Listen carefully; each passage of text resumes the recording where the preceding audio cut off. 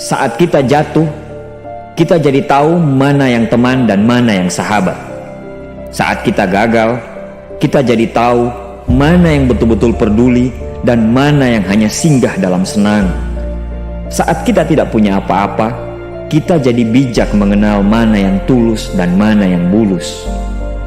Saat kamu sukses, kaya, dan lagi di atas dalam proses kehidupan, semua orang akan memuji, semua orang akan menyanjung, bahkan semua orang akan mengaku kalau dia ikut berperan dalam suksesmu. Tapi pada saat kamu jatuh, pujian itu akan berubah menjadi hinaan, sanjungan itu akan berubah menjadi cacian. Semua orang tidak akan pernah menganggapmu ada.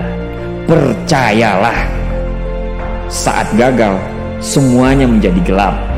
Kamu akan ditinggalkan dan kamu seperti ilalang kering di padang tandus. Tapi saat gagal itulah Tuhan akan menunjukkan siapa yang setia dan siapa yang tidak setia. Kawan, saat-saat gagal itulah pilihan kita cuma ada dua: meratapi kegagalan dan membiarkan semuanya menjadi kalah, atau kamu bangkit dan menjadikan kegagalan itu sebagai acuan untuk bangkit dan terus bangkit. Menangislah sekeras mungkin, berteriaklah selantang mungkin. Tidak apa-apa.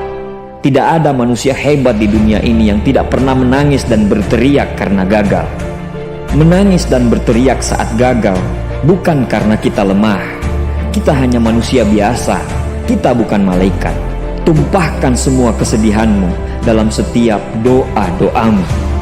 Berdoalah, jangan meminta supaya semua masalah menjadi ringan, tapi berdoalah dan mintalah agar pundak kita kuat untuk memikul semua masalah yang kita hadapi.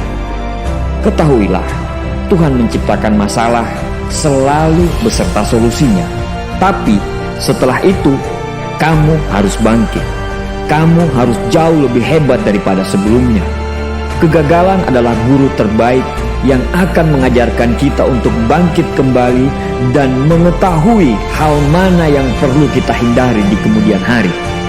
Ketahuilah, anak panah akan melesat jauh ke depan jika sebelumnya ditarik jauh ke belakang. Sama, kesuksesan yang luar biasa pasti diraih setelah mengalami kegagalan yang teramat dalam. Kegagalan hanya akan dirasakan oleh orang-orang yang mau berjuang. Kegagalan tidak akan terjadi kepada orang-orang pemalas yang mengabdikan hidupnya hanya untuk menjadi benalu kehidupan. Bangkitlah, tapi ingat, saat kamu berjuang lagi, berjuanglah bersama orang-orang yang mau sama-sama berjuang, bukan dengan orang-orang yang hanya mau diperjuangkan. Saatnya merubah hinaan menjadi pujian.